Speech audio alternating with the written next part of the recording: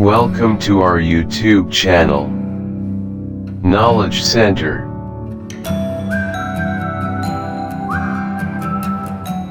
नमस्कार दोस्तों, मैं अमनजन एक बार फिर से आपका हमारे YouTube चैनल नॉलेज सेंटर पर हार्दिक स्वागत करते हैं। आज हम जानेंगे मैथ के अगले टॉपिक के बारे में जो हमारा चालू था संख्या पद्धति से।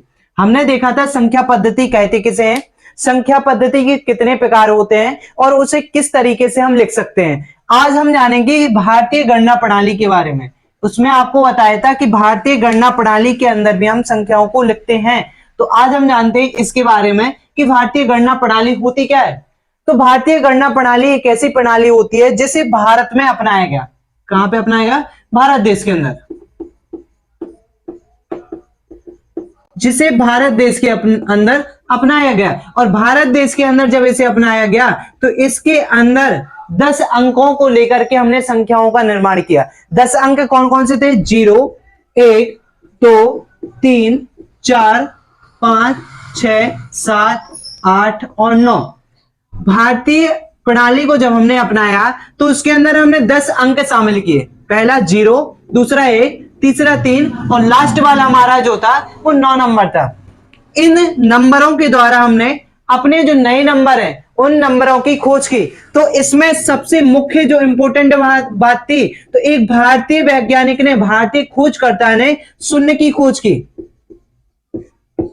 इस शून्य की खोज की और शून्य की खोज करने के कारण एक नई संख्या का निर्माण किया गया। नई संख्या के लिए शून्य का होना आवश्यक था, क्योंकि अगर हम संख्या को 1 से शुरू करते हैं और 9 पर जाकर के खत्म कर देते हैं तो वह संख्या यहीं पे समाप्त हो जाएगी। इसलिए जरूरी था कि एक ऐसा नंबर आ जाए जिसके द्वारा हम आगे की संख्या को भी बना सके। तो एक 0 को इसमें शामिल किया गया और 0 को लगा करके हमने एक नई संख्या का निर्माण किया। इससे हम आगे की संख्याओं का निर्माण कर सके। तो हमने 1 के साथ में 0 जोड़ दिया। इसके ऐसे ही हमने कई संख्याओं का निर्माण आगे की तरफ हम बढ़ते गए और संख्याओं का निर्माण करते हैं। तो ये थी भारतीय गणना प्रणाली की मुख्य रूप से विशेषता है। अब इस भारतीय गणना प्रणाली का दूसरा नाम क्या है? दूसरा नाम क्या है? हमारा क्वेश्चन अब यहां पे शुरू होता है। यहां तक तो हमने देख लिया भारतीय गणना है, इसका सीधा सीधा यहीं से हमें समझ आ रहा है कि यहां पे लिखा है भारतीय गणना। भारतीय गणना लिखा है, इसका मतलब भारत देश। अब जब भारतीय गणना है तो सिर्फ भारत देश में होगी, इतना तो हमें समझ आ गया। इसके अंदर हमने ये भी बता दिया कितने अंक शामिल हुए। तो आपको बताया 0 से हमने शुरू किया और 9 पर जाकर के हमने इसको समाप्त किया। इसके द्वारा हमने एक नई संख्या का निर्माण किया। तो हमने इस तरीके से देखा कि नई संख्या का निर्माण हम किस तरीके से कर सकते हैं। लेकिन क्वेश्चन ये शुरू होता है कि भारतीय गणना प्रणाली जो है इसका दूसरा नाम क्या है?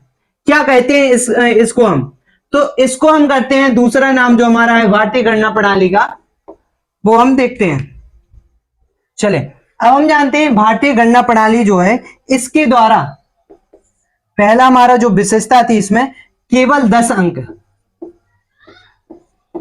केवल ये 10 अंक ऐसे थे जिनके द्वारा हम एक नई और छोटी से छोटी और बड़ी से बड़ी संख्या का निर्माण कर सकते थे। छोटी से छोटी और बड़ी से बड़ी, छोटी से छोटी और बड़ी से बड़ी संख्या का निर्माण हम इसके द्वारा कर सकते हैं। क्वेश्चन हमने आपसे किया था भारतीय गणना प्रणाली का दूसरा नाम।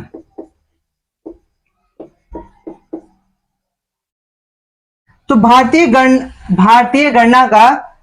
जो गणना प्रणाली है उसका दूसरा नाम जो था वो है हमारा हिंदू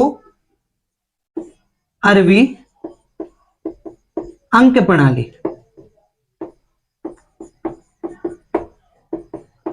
हमारा जो मुख्य क्वेश्चन है वो आपसे ये था कि भारतीय गणना जो है इसका दूसरा नाम क्या है। तो हमने आपको बताया कि हिंदू अरबी अंक प्रणाली जो है इसका दूसरा नाम है, क्योंकि ये वाला जो क्वेश्चन है कई सारे कंपटीशन एग्जाम में पूछा जाता है कि भारतीय गणना प्रणाली का दूसरा नाम क्या है। तो आपको पता होना चाहिए कि हिंदू अरबी अंक जो प्रणाली है यह इसका दूसरा नाम माना जाता है। अब इसका दूसरा नाम यही क्यों होता है? और भी तो हो सकते थे। तो हम जानते हैं इसके बारे में, जो हमारा यूरोपीय देश था,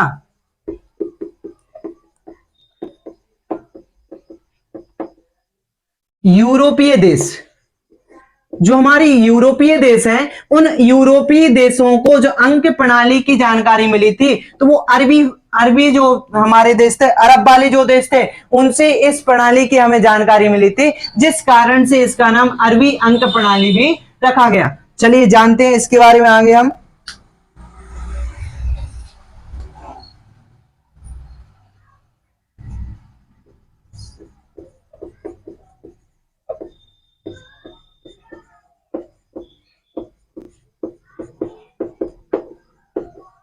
सर्वाधिक प्रचलित प्रणाली,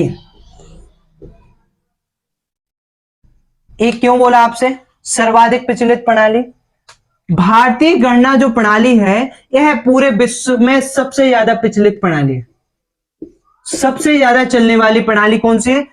हमारी जो भारतीय गणना प्रणाली है, वह सबसे ज्यादा चलने वाली प्रणाली है, क्योंकि जैसे ही इसके अंदर जीरो को शामिल किया गया, तो जीरो को शामिल करने से एक नई संख्या का निर्माण हुआ, नई संख्या हमारी बनी, जिस कारण से यह एक ऐसी प्रणाली साबित हो गई कि जो सबसे ज्यादा प्रचलित प्रणाली मानी गई। चलिए, भारतीय गणना प्रणाली एक ऐसी प्रणाली मानी गई जिसमें हम वर्गमूल, घनमूल आदि का भी निर्माण कर सके।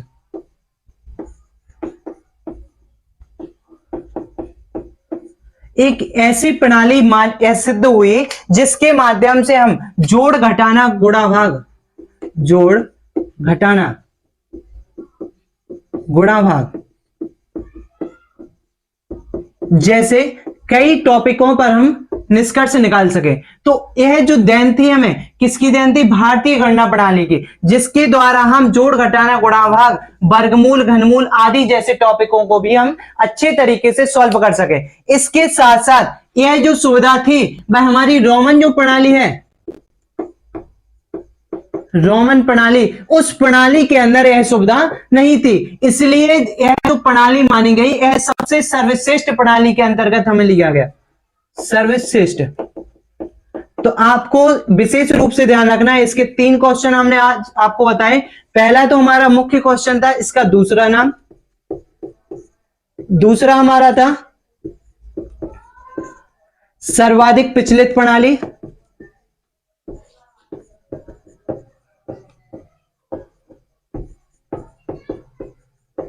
तीसरा हमारा क्वेश्चन यहां पे हुआ कि इसके द्वारा हम, इससे कई सारे हमने भाग किए, जोड़ घटाना गुणा भाग आदि कार्य को भी हम आसानी से कर सके। तो आपको विशेष रूप से याद रखना है कि ये जो प्रणाली है, ये सबसे अच्छी प्रणाली मानी जाती है, इसलिए भारतीय गणना प्रणाली सर्वाधिक प्रचलित प्रणाली मानी गई है। अब हम कल जानेंगे इसके बाद दूसरी प्रणाली के बारे में कि रोमन प्रणाली क्या होती है, साथ ही साथ जानेंगे अंतरराष्ट्रीय प्रणाली के बारे में कि अंतरराष्ट्रीय प्रणाली किसे कहते हैं। तो चलिए बस आज के लिए बस इतना ही।